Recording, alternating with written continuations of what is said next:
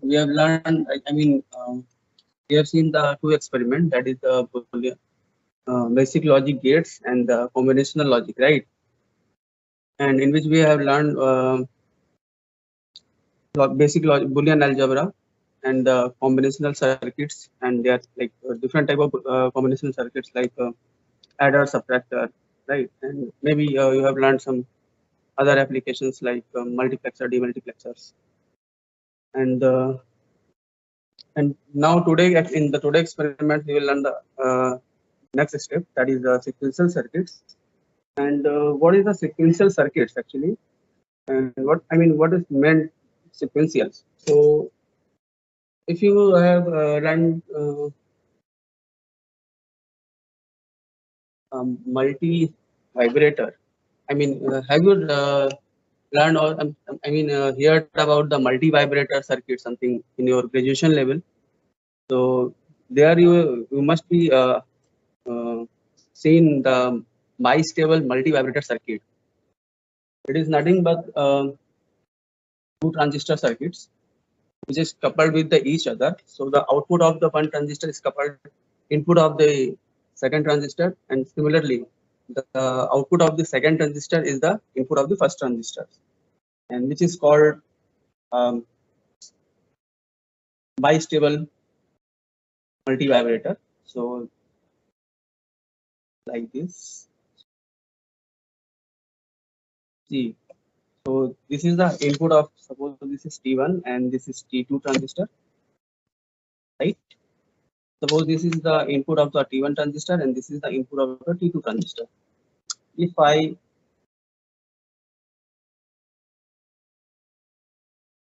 connect output of the T2 transistor to the input of the T1 transistor, and similarly the output of the T1 transistor, if I connect to the input of the T2 transistor, that means the one output output of the one transistor is connected to the input of the second transistor, and similarly uh, output of the T2 transistor is connected to the input of the T1 transistor. That means both transistors are coupled to each other. So what will happen if I turn on the power supply? That if I if I give the power supply to the both the transistors simultaneously, here you can see the both the transistors are connected with the same power. When I turn on the power supply, then VCC will apply across both the transistors simultaneously. So what will happen now here? Actually, there will be some kind of race between both the transistor, because one transistor will come into the saturation mode first, and okay, it means uh, when I turn on the transistor, right? Suppose there is some situation when I turn on the transistor, so VCC will be appear across the T1 collector of collector VC1. If I say this is VC1 and this is VC2, so what both VC1 VC2 are equal and appear simultaneously equally across both the transistors.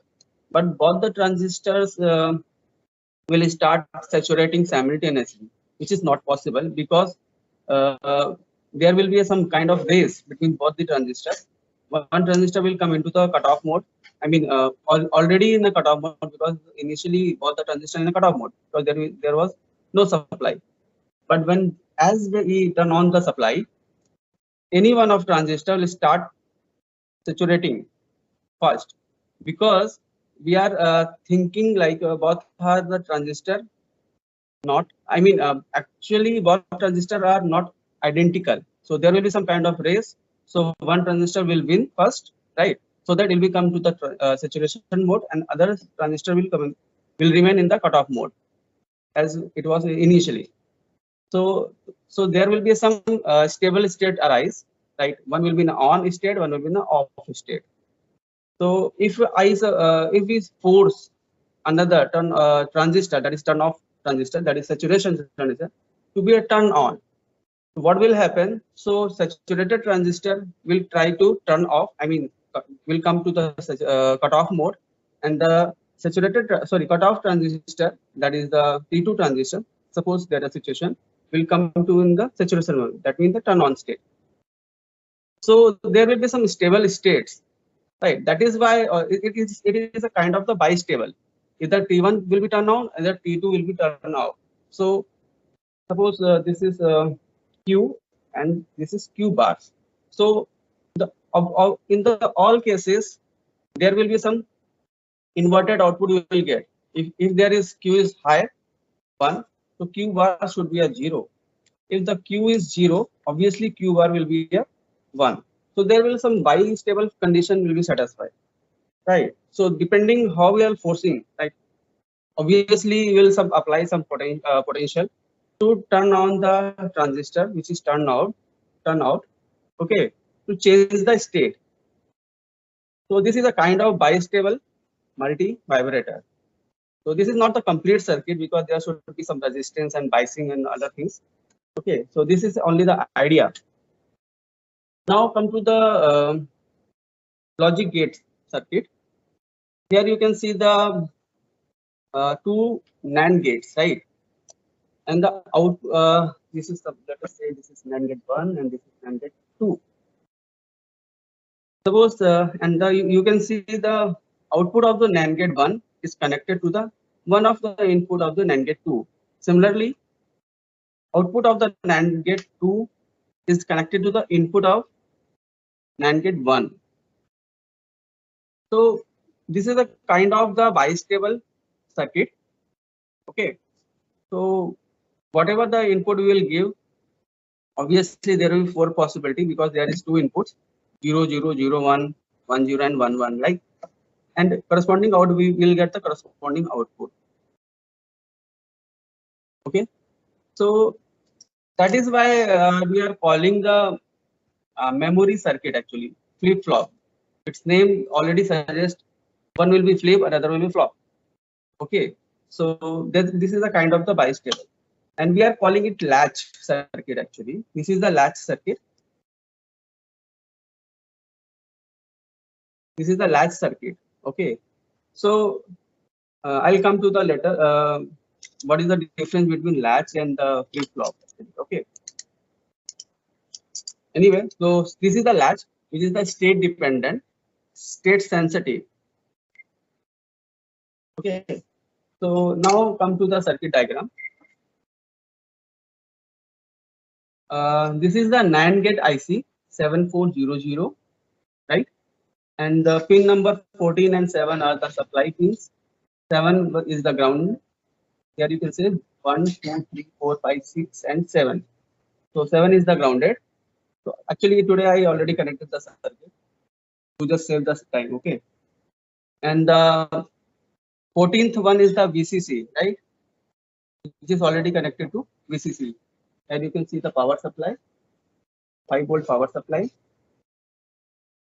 Okay. So which is connected here. 14. So we are providing the 5-volt power supply to the IC.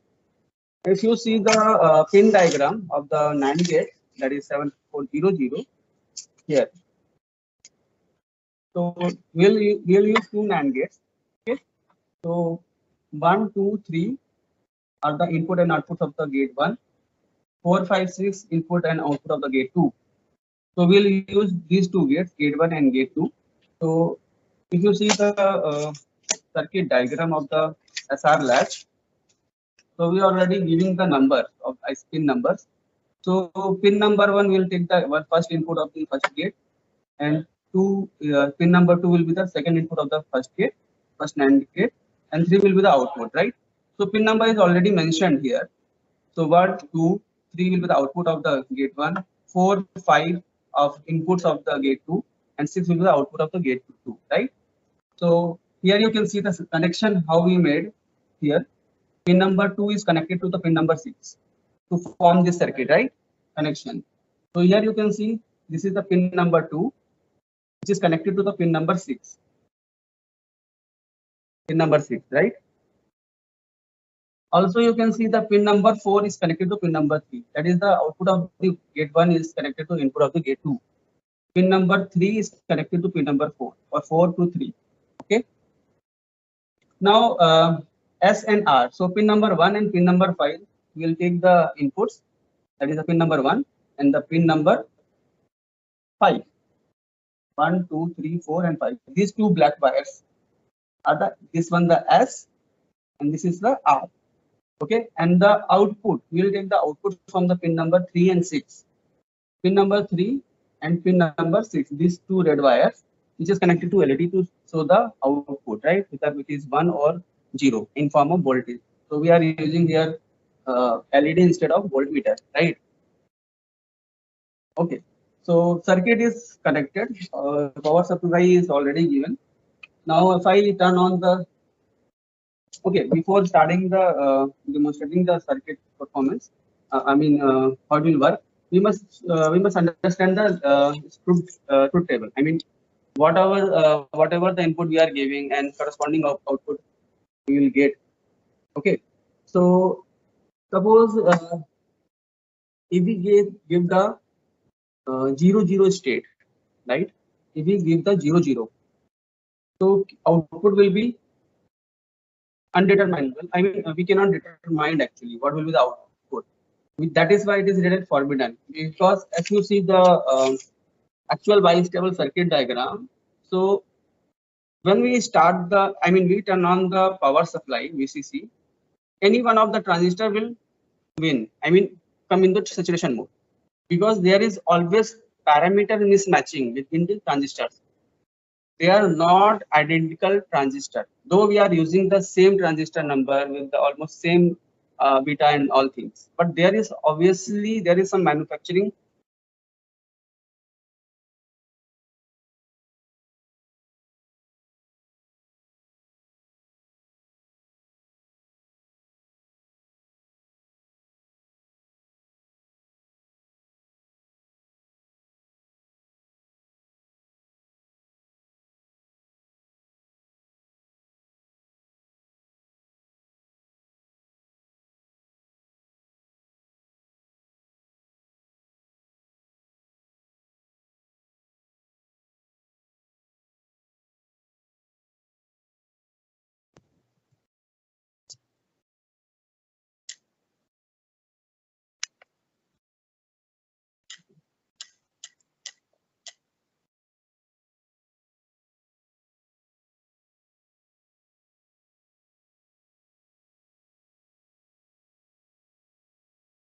Video turn off.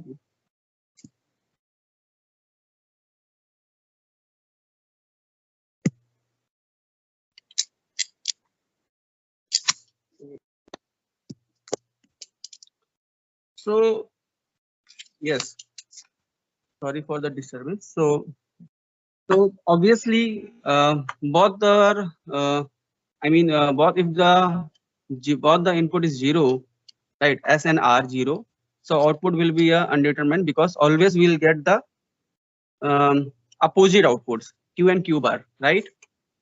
That is why it is written forbidden. So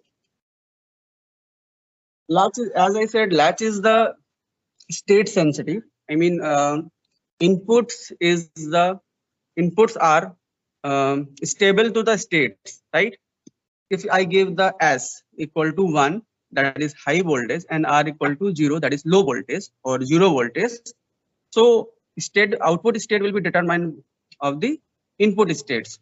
Okay, that is the latch. Okay, now both the S and R are floating, that is open. Now if I turn on the circuit, yes, power supply is given. So somehow, we are getting some output Q and Q bar like this.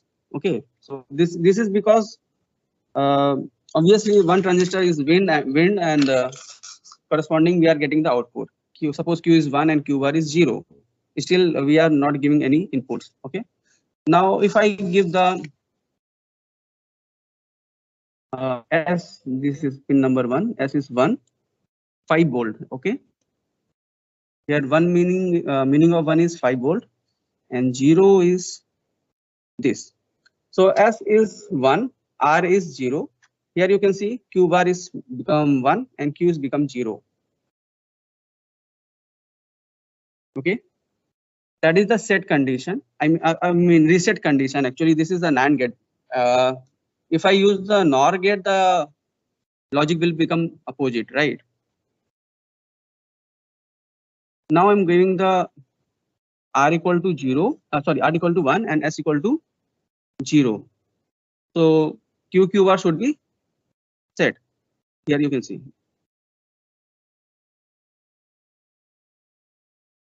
Q is 1 is the set condition. Okay. Because this is a NAND gate logic, na? So that's why it is actually this is truth table is for the NOR gate. Anyway, now the output is set and Q bar is 0. That is why I'm calling it set. Now again I'm inverting the inputs. I mean S is 1 and the Q is 0. See, the state is changed. Output state is changed. Now what will happen if I make both the inputs high, that is 1. So whatever the output, if I give the both the input 1, so it will hold the output. It will not change actually. Here you can see S is 1, R is 0. So both are the 1. Q bar is high and Q is low. Now again if I change the states, okay, that is Q is 1, Q bar is high. Now again I'm going to S is 1 and R is already 1. See, the state is not changing. That is the hold state. Correct? So this is the latch actually. Now come to the another part of the experiment, that is the SR flip-flop. So as I said, there is two words, latch and the flip-flop. So latch is the state sensitive, but when we give the clock, right? If there is provision to give inputs, clock inputs to the flip in the circuit, obviously we will call it flip-flop because clock will play the role to switch the or change the state of the output, right? And how it will do, because it is the what clock will it do actually? The clock, there is a rising and falling of the state. It will depend on the rising and falling, edge dependent. Do you understand the edge dependent? Suppose this is the 0 state, okay, and this is the 1 state. So this is the edge. So this is the rising edge. This is the falling edge. In the previous experiment, I was calling enable low and enable high. That is why I was calling enable low and enable high. Right, enable low, that is the if state was high and it comes to the low state, so that is the enable low. And if you come from low state to if it go from low to high state, we'll call it the high state. So this is the rising positive edge and this is the negative edge, right? So this is the edge dependent, which is actually clock. I mean pulse train, right? If there is role of pulse in the latch, right? So we'll call it as a flip-flop, right? So along with the inputs, output will depend on along with the input there is the role of the inputs as well as the clock, which decide the output actually. Okay. If there is a role of the clock, so we'll call it the flip-flop, right? Obviously, there is a more differences between the flip-flop and the latch. Okay, so the main difference is the flip-flop is the edge sensitive, and the latch is the state dependent. Okay, input is state dependent. This is the basic difference, and the latch is the basic circuit of the flip-flop. This circuit diagram, SR latch circuit. Actually, this is the SR flip-flop.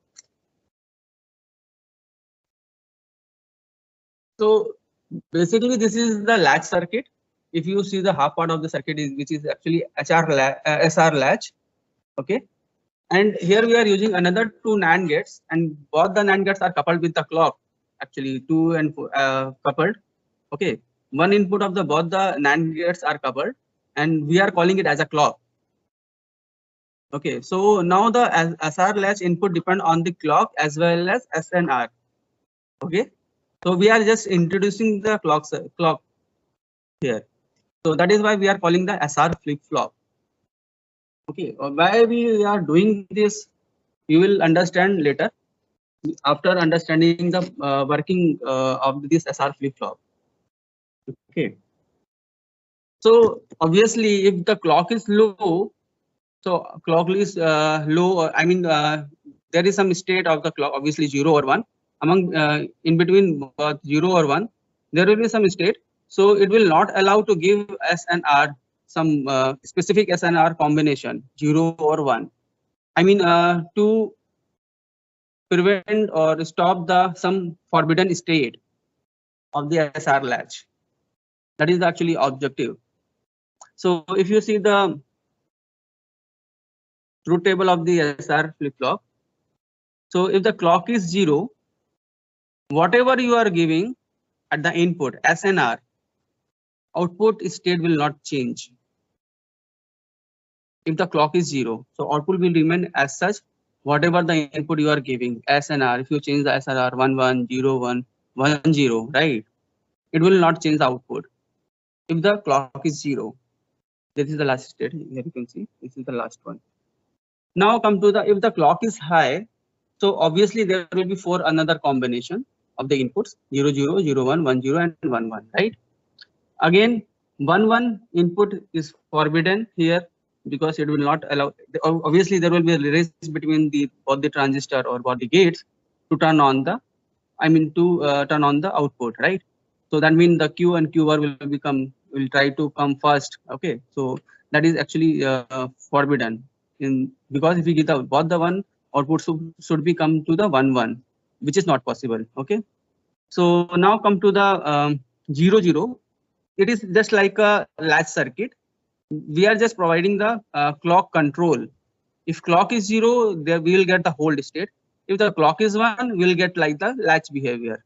Correct? So now come to the circuit. So I'm removing this SR latch. Okay. So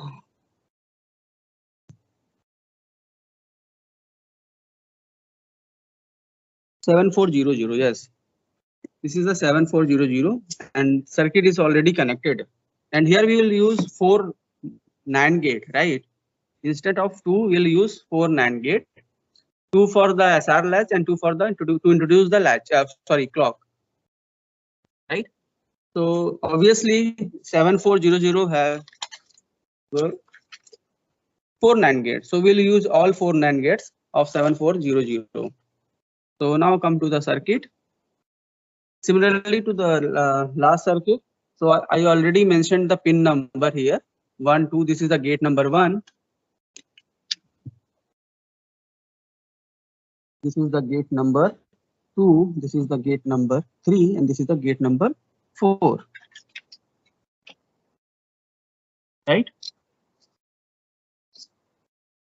So 1, 2, and 3. 3 is connected to the 9. 6 is connected to 13. Pin number 3, 1, 2, and 3. This is connected to the 9. Pin number 6 is connected to 13. Pin number 6. Here you can see the pin number 6, which is connected to 13. Pin number 13. Similarly, pin number 8 is connected to 12. Pin number 8. This is the pin number 8. Sorry, 7 and 8. This is the pin number 8 is connected to pin number 12. And similarly, 10 is connected to 11. This one, this wire. Pin number 10 is connected to pin number 11. And now come to the here, pin number 2 and 4 also connected. Pin number 2 is connected to pin number 4. And we'll use this as a clock, right? And pin number 1 will be obviously S. This will be the S. Okay.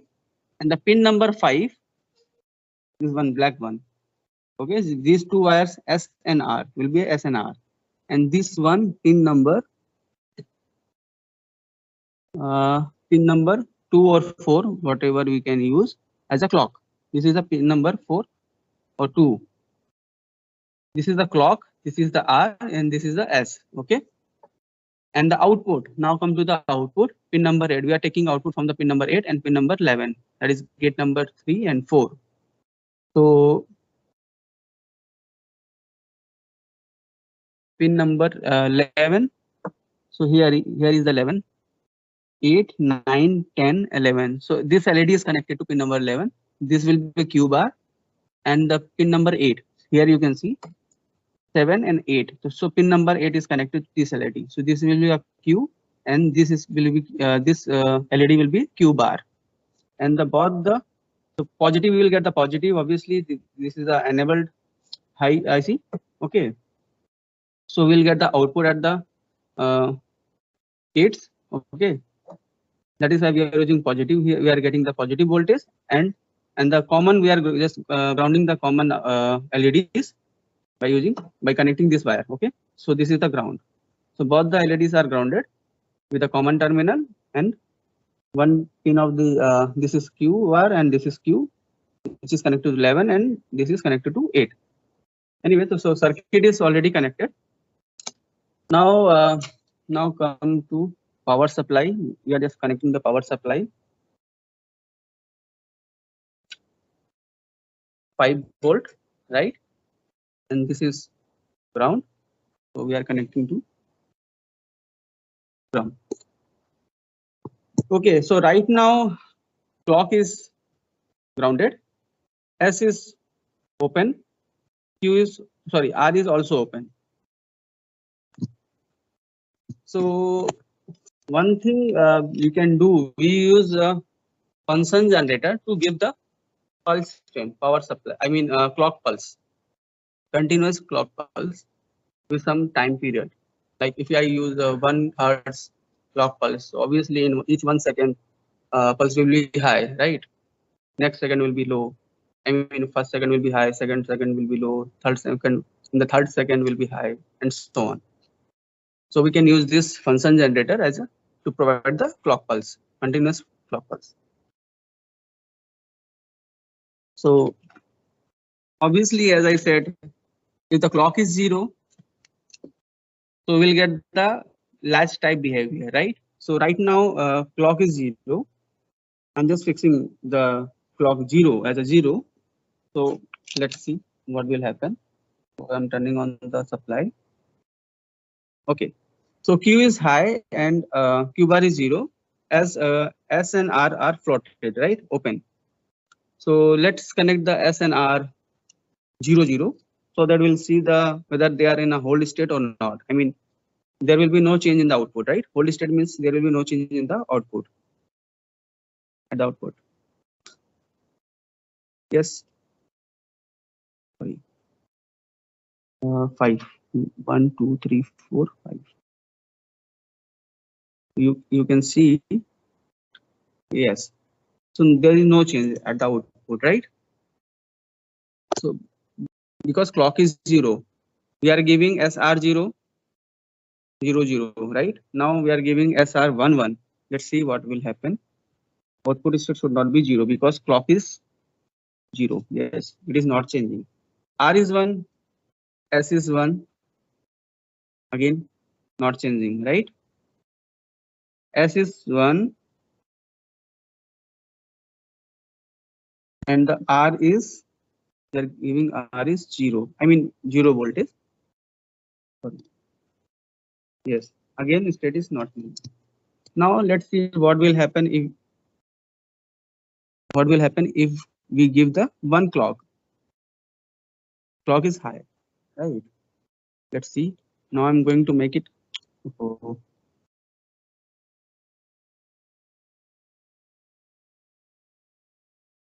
Pin number 2. Now I'm going to make it clock high. Now clock is high. In the both the SR are floating. Now let's see. S and R are 0. Now I'm going to make it R is 0. S is also 0. This is the holding state. Previously it was Q bar is 1 and Q is 0. Okay. So this is the hold. Sorry, this is the hold state.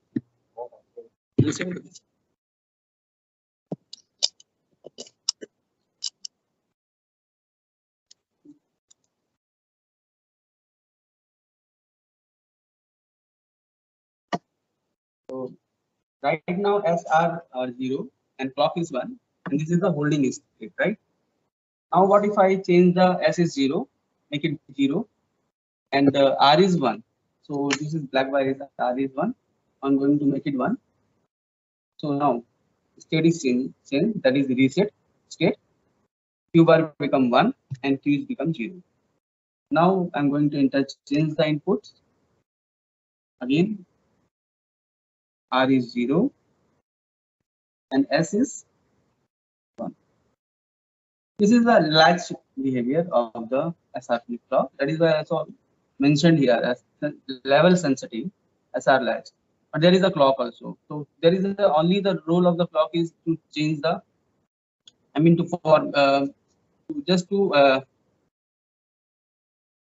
control the input by giving the, I mean enable the latch circuit by giving the clock. That is the only thing here. Further, we can improve this SR circuit to avoid this forbidden state, and that is called JK flip flop. So this is the function of the SR flip flop. Now come to the next part of the experiment, that is the GK flip flop. So obviously, so what happened in the JK flip flop?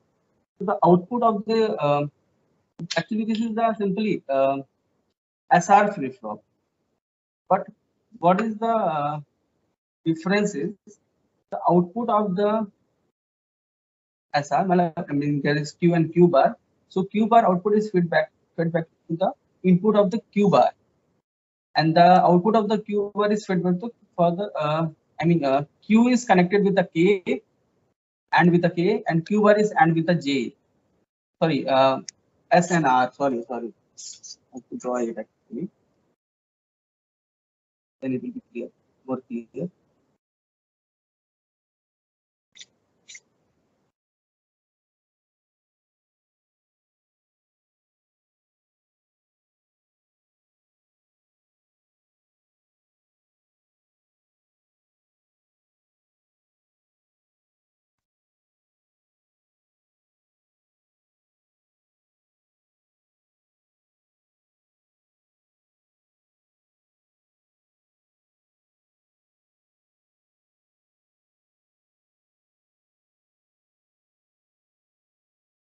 Hello, sir.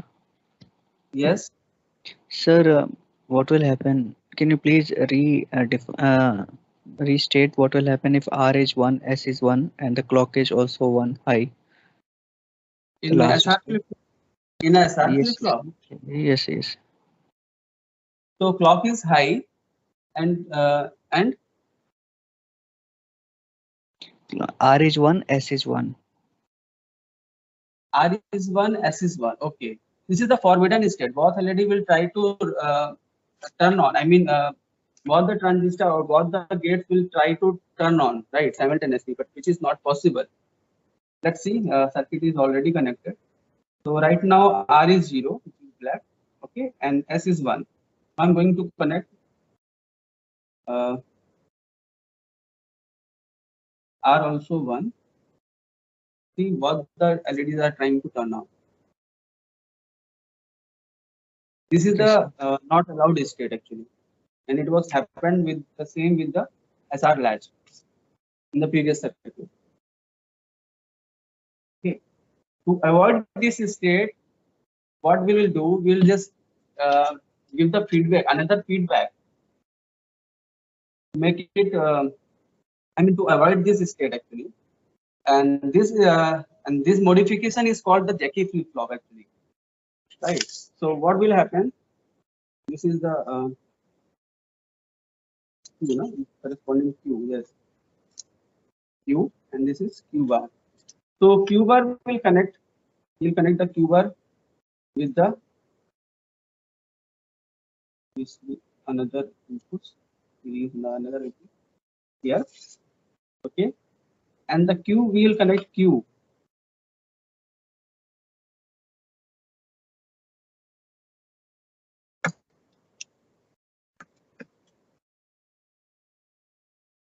So there is some small modification in the SR flip flop to make it JK. we are just taking the output in the input. We are coupling the output with the input again, just to avoid this forbidden state.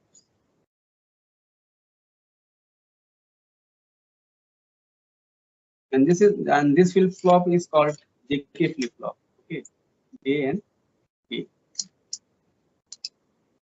Here you can see this is the latch and this is the SR, and there is a inputs and again one more input from the output for the both the outputs, right? From the both the outputs.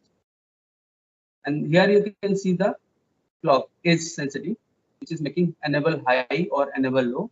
It is rising from low to high, that is enable high. If you come from high to low, that is enable low, right? Falling. So, and the characteristic table, if you see the characteristic table or truth table of the JK flip flop, for the clock is 0. For the clock is 0, we'll see the output. For the clock is 1, we'll see the output. What will happen with the output for the same J and K combinations, input combinations, 0 0 0 1 1 1 and 1 0, right? Okay, so I'm removing this circuit. So actually we don't have the 3 input NAND gates, so we will use the IC. Okay, 7476 or 7473. Right now we have 7473, which is also a NAND JK flip flop IC. Okay, so we will use the IC instead of designing the circuit. Okay, because we don't have the 3 input NAND gates IC. Otherwise, we have to again use 2 NAND gates and couple with the this 4 NAND gates. So circuit will become more complex. It is better to do with the IC. So yes. So this is the 7473 flip flop IC, JK flip flop IC. It has 2 flip flops, separate flip flops. And if you see the pin number 4 is the VCC and pin number 11 is GND.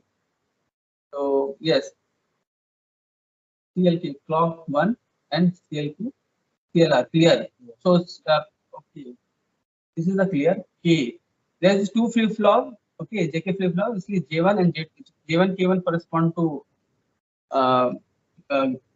first flip flop, and the J2 and K2 for the second flip flop. Similarly, Q1 and Q1 bar for the first flip flop, and Q2 and Q2 bar for the second flip flop. Okay, and obviously there will be another things like here you can see, that is the clear and the clock. So CK1 is clock 1 for the gate 1. Sorry, flip flop 1, and clear is just to clear the outputs. Just refresh the gates. Oh, sorry, flip flop. So this is there is here you can see the bubble, right? So it is the enable low. When you give the 1, it will understand 0, right? So clear will be 0. If you give the 0, you will not give any voltage at the clear. It will understand again each input, for each input it will clear the. So J1, K1 are the inputs of the flip flop 1. CLK is the clock, and CLR is the clear to just clear the output, that is Q and Q bar. Whatever if there is some gate stored from the some previous input or due to stray charge, right? Okay, so just to clear the outputs, right? So actually this is the enable low, so we'll give the low voltage so that it will understand the high, right? Now obviously what will you do? We'll give the input J1 K1, and we'll see the Q1 and Q1 and Q1 and Q1 bar at the output, right? So we'll connect the LEDs.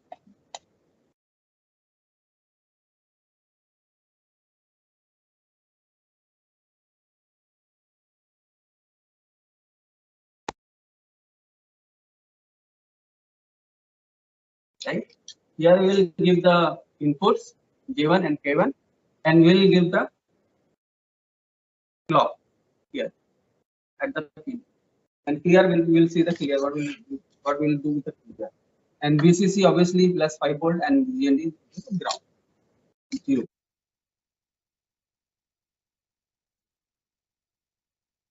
Plus minus there is a plus minus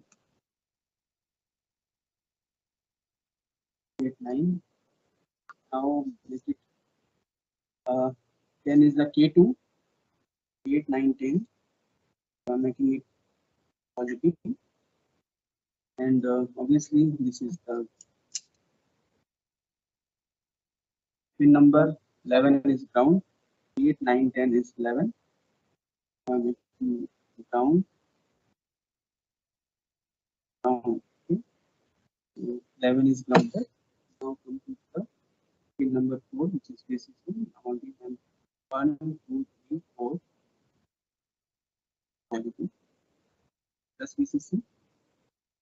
Okay. So Q2 bar is connected.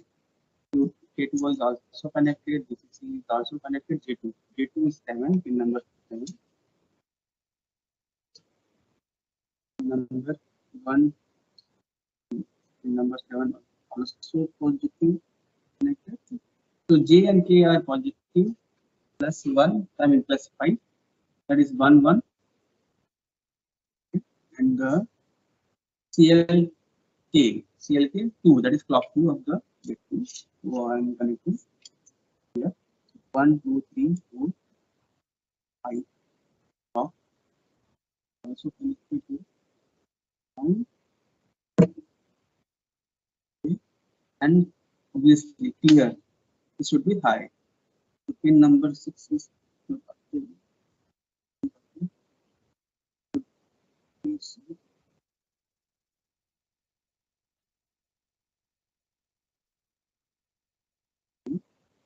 here is also high because it is enable low.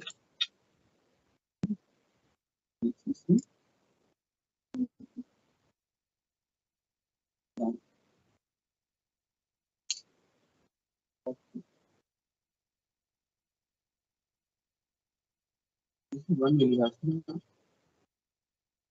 It's 1 hertz. Yes, this is toggling.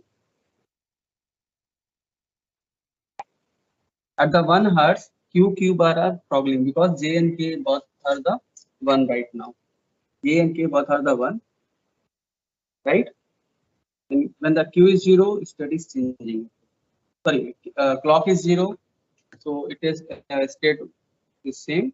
If the clock is changing, state will interchange. I mean, change the output, that is Q and Q bar, and that is why we are calling it. It is toggled circuit. If I increase the clock pulse, like right now it is 1 hertz. If I increase 2 hertz, obviously it will start toggling twice time. I mean fast, in a half time. I mean half second, right? If I increase further, 0.2 second. This is now right now 10 hertz. Let's see, 500 millihertz. That is half second.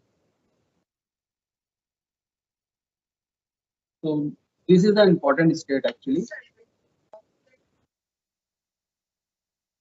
There is pulse train.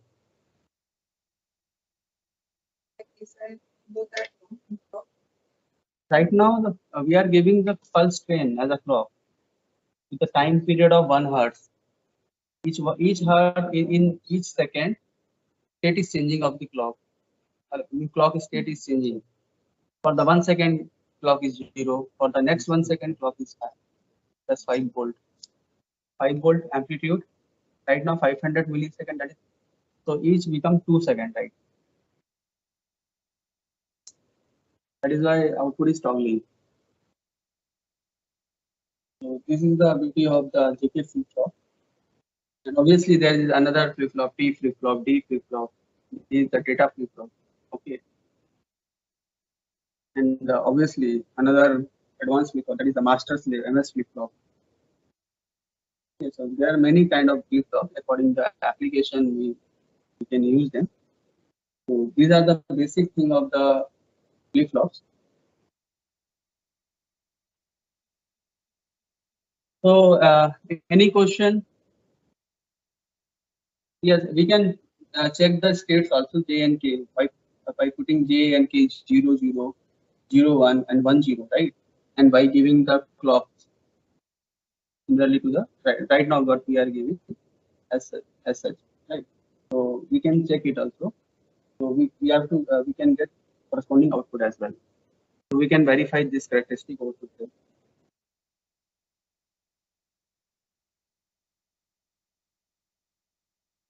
Actually, I'm not going to the theory part to explain how we are getting this. We are getting the states by taking the inputs and output combinations, right? Because the output will become K clock. There is an AND of the K and clock and the Q bar itself. So it will become the output of this, and obviously Q bar itself. There will be some Boolean function. You will get the output as a form of function, right? So and for the both the output for the different input, right? And corresponding characteristic you can obtain. But right now we are just focusing on the results by simplifying the function and get the exact truth table or characteristic table. You can do it by your own. So right now I'm just focusing on the output. So digital part is completed, I think.